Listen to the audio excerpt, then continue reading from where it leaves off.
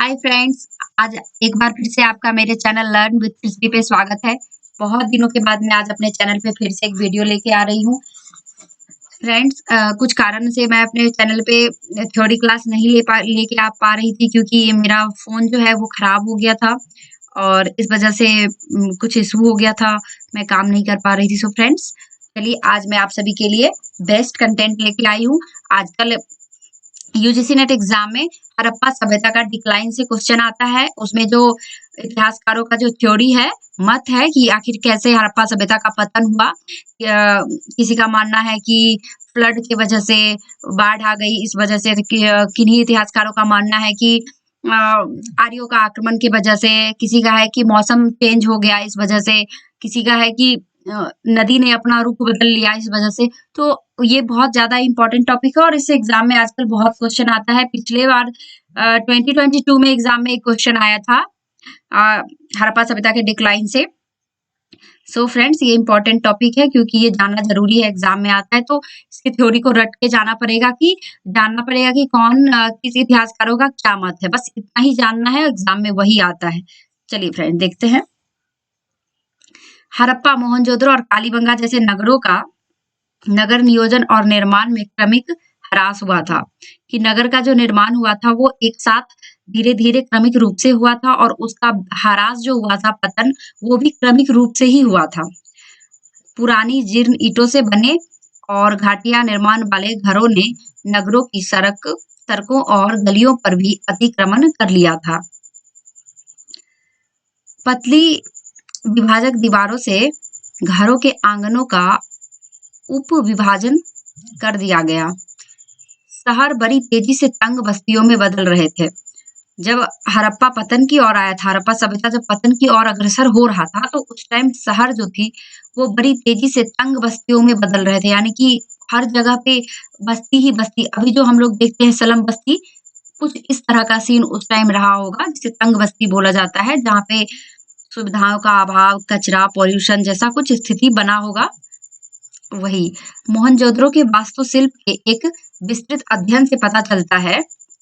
मोहनजोदड़ो के एक वास्तुशिल्प का एक चित्र मिला है, उससे पता चलता है कि महान स्नानागार के कई प्रवेश बिंदु अवरुद्ध हो गए थे। मतलब वो जो एक शिल्प कला मिली है, उससे ये पता चलता है कि हड़प्पा वो जो स्नानागार थी मोहनजोदड़ो की, वहाँ के बहुत सारे प्रवेश द्वार जो थे वो उस टाइम में अवरुद्ध हो चुके थे, यानी कि टूट चुके थे। कुछ समय बाद महान स्नानागार और धान्यागार जो अन्यागार था, वो पूरी तरह से अव्यावहारिक हो गया था, यानी कि उसका कोई यूज नहीं होता था। अव्यावहारिक होने का मतलब यही होता है कि जो जिस पर्पस के लिए इसका उपयोग हुआ करता था वो खत्म हो चुका था, उसका कोई काम नहीं हो पा रहा था। इसी समय मोहनजोदड़ो में अपेक्षाकृत बाद के निवास स्थानों में मूर्तियों और लघु मूर्तियों, मनकाओं, चूड़ियों और कलमकारी की संख्या में स्पष्ट कमी दिखाई देती है। अंत में मोहनजोदड़ो नगर मूलतः 85 हेक्टेयर से सुकर कर मात्र 3 हेक्टेयर की छोटी सी बस्ती रह गई थी। जो कि हड़प्पा सभ्यता पहले 85 हेक्टेयर में फैला हुआ था, वो डिक्लाइन के टाइम पे आते आते वो मात्र 3 हेक्टेयर की छोटी सी बस्ती रह गई थी। आखिर ऐसा क्यों हुआ था वो हम लोग जानेंगे आगे के पार्ट में। देखते हैं नेक्स्ट पेज में। हड़प्पा के परित्याग से पहले लगता है एक अन्य जन समूह आया था, जिसकी जानकारी हमें उनकी दफनाने की पद्धतियों से मिलती है। वे मिट्टी के जिन बर्तनों का उपयोग करते थे, वे बर्तन हड़प्पा निवासी के बर्तनों से भिन्न थे। कि ऐसा लगता है कि हड़प्पा सभ्यता के जो लोग थे, उनमें कुछ अलग नए लोगों का भी प्रवेश हुआ था, क्योंकि जो पहले हड़प्पा सभ्यता के लोग जो मिट्टी के बर्तन का उपयोग करते थे और ये लोग जो मिट्टी के बर्तन का उपयोग करते थे, उसमें भिन्नताएं देखने को मिली है। उनकी संस्कृति को सिमेट्री एच यानी कि कब्रिस्तान एच संस्कृति कहा जाता है। कालीबंगा और चौहनदरो जैसे स्थानों पर भी पतन की प्रक्रियाओं के प्रमाण थे। कालीबंगा और चौहनदरा जैसे स्थानों से हड़प्पा सभ्यता के पतन के प्रक्रियाओं का प्रमाण मिले थे। हम पाते हैं कि शक्ति और विचारधारा से जुड़ी इमारतें क्षतिग्रस्त हो रही थी।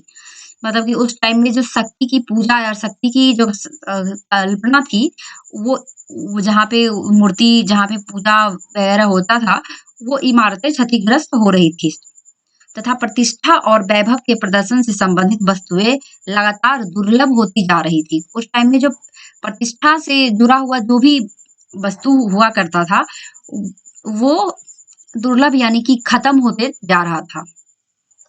बाद में हड़प्पा और मोहनजोदड़ो जैसे नगरों का पूरी तरह से परित्याग हो गया।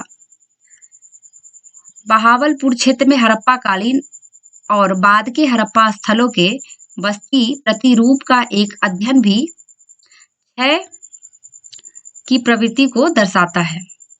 आकरा नदी के किनारे बस्तियों की संख्या परिपक्व हड़प्पा काल में 174 से घटकर बाद के हड़प्पा काल में 50 हो गई। ऐसा लगता है कि अपने जीवन के अंतिम 200-300 वर्षों में हड़प्पा सभ्यता के मूल क्षेत्र में बस्तियां घट रही थी।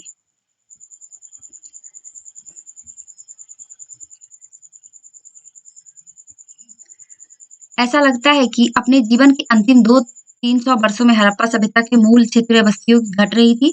जनसंख्या या तो समाप्त हो गई थी या अन्य क्षेत्रों में चली गई थी। ऐसा इतिहासकारों का मानना है कि जनसंख्या हड़प्पा सभ्यता का या तो समाप्त हो गई थी या फिर अन्य क्षेत्रों में पलायन कर चुकी थी। जहां हड़प्पा, बहावलपुर और मोहनजोदड़ो के त्रिकोण में स्थलों की संख्या में गिरावट आई, वहीं गुजरात, पूर्वी पंजाब, हरियाणा और ऊपरी दोआब के बाहरी इलाकों में बस्तियों की संख्या में वृद्धि हुई।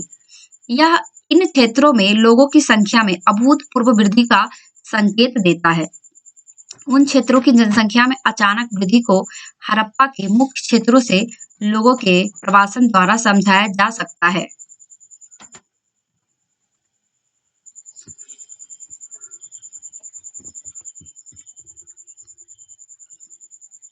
हड़प्पा सभ्यता के बाहरी क्षेत्रों अर्थात गुजरात, राजस्थान और पंजाब के क्षेत्र में लोगों का रहना जारी रहा, लेकिन उनके लिए जीवन बदल गया था। हड़प्पा सभ्यता से जुड़ी कुछ महत्वपूर्ण विशेषताएं लेखन एक समान भार हड़प्पा के मिट्टी के बर्तन स्थापत्य शैली लुप्त हो गई थी।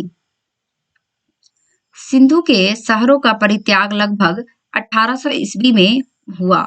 यह तिथि इस तथ्य से समर्थित है कि मेसोपोटामिया साहित्य में 1900 ईस्वी पूर्व के अंत तक मेलुहा का उल्लेख बंद हो गया था।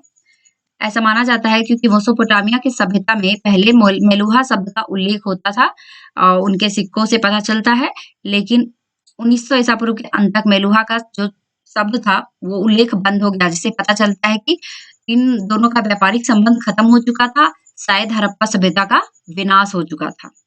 चलिए हम कारण देखते हैं। बाढ़ और भूकंप, ये पहला कारण जानते हैं। हड़प्पा सभ्यता के पतन के लिए विद्वानों ने जो कारण बताया है, उनमें उन्होंने मोहनजोदड़ो में बाढ़ आने के साक्ष्य भी शामिल किए गए और ये एग्जाम में क्वेश्चन भी आया था कि हड़प्पा सभ्यता का कौन सा शहर बाढ़ आने से खत्म हो गया था। तो ऑप्शन में था बहुत सारे, 4 ऑप्शन में, जैसे चौनहंद्रो, कालीबंगा, हड़प्पा, मोहनजोदड़ो। तो इसका राइट आंसर होता मोहनजोदड़ो और ये पीवाईक्यू क्वेश्चन है। अगर आप लोग पीवाईक्यू क्वेश्चन को सिंसियरली सॉल्व करते हैं तो आप लोगों को ये बात पता होगी पहले से ही।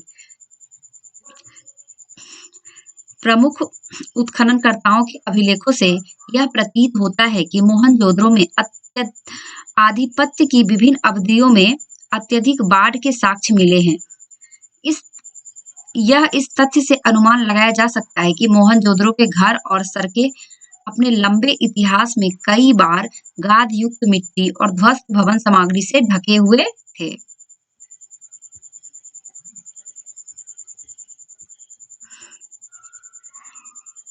तो फ्रेंड्स, आज का वीडियो काफी लॉन्ग होने वाला है, हो जाएगा, इसलिए आज मैं हड़प्पा सभ्यता का पतन का एक आधा पार्ट आज लाऊंगी और नेक्स्ट पार्ट में कंप्लीट हो जाएगा, क्योंकि बहुत ज्यादा लॉन्ग वीडियो हो जाने की वजह से आप लोग अच्छे से याद नहीं कर पाएंगे, तो इसलिए आप लोगों को 2 वीडियो में मैं लेके आऊंगी और आप लोगों के लिए अच्छा होगा। अगर 2 वीडियो आप देखेंगे तो आपको समझ भी आ जाएगी और आप अच्छे से याद भी कर पाएंगे और नोट्स भी बना पाएंगे।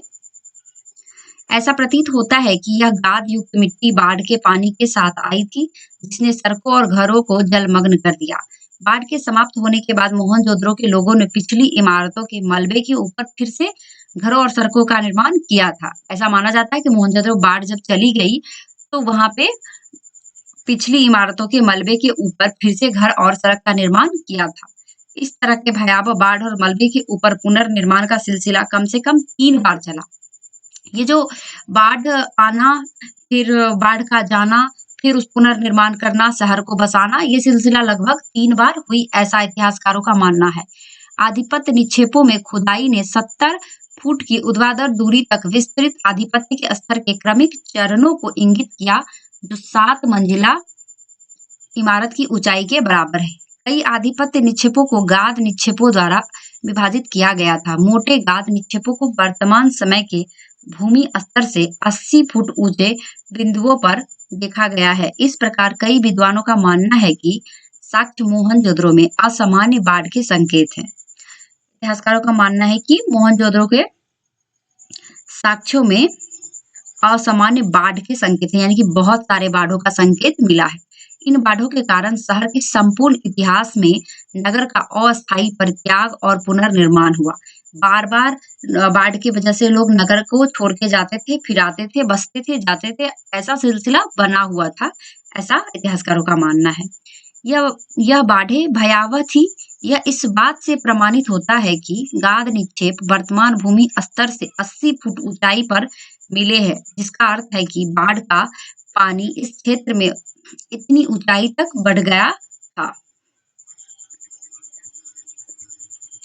मोहनजोदड़ो में हड़प्पावासी बार-बार आने वाली इन बाढ़ों का मुकाबला करने में हिम्मत हार गए और एक ऐसा चरण आया जब शक्तिहीन हड़प्पावासी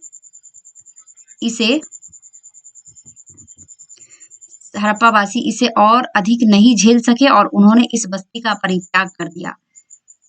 राइक्स का परिकल्पना। भयावह बाढ़ के इस सिद्धांत का एक प्रसिद्ध जल विज्ञानी R.L. राइक्स द्वारा भी समर्थन किया गया है। ये इम्पोर्टेंट है, आप याद कर सकते हैं, इसको लिख सकते हैं अपने कॉपी में कि R.L. राइक्स का परिकल्पना, जिन्होंने जल वैज्ञानिक R.L. राइक्स के द्वारा भी इस सिद्धांत का, बाढ़ वाले सिद्धांत को समर्थन दिया है।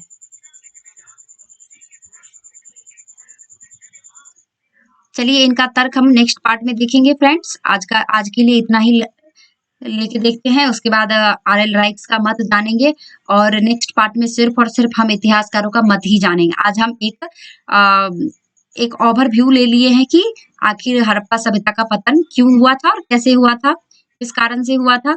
तो और बाकी हम मत जानेंगे और इतिहासकारों का बारे में कल के पार्ट में, कल हम नेक्स्ट पार्ट में लेके आएंगे।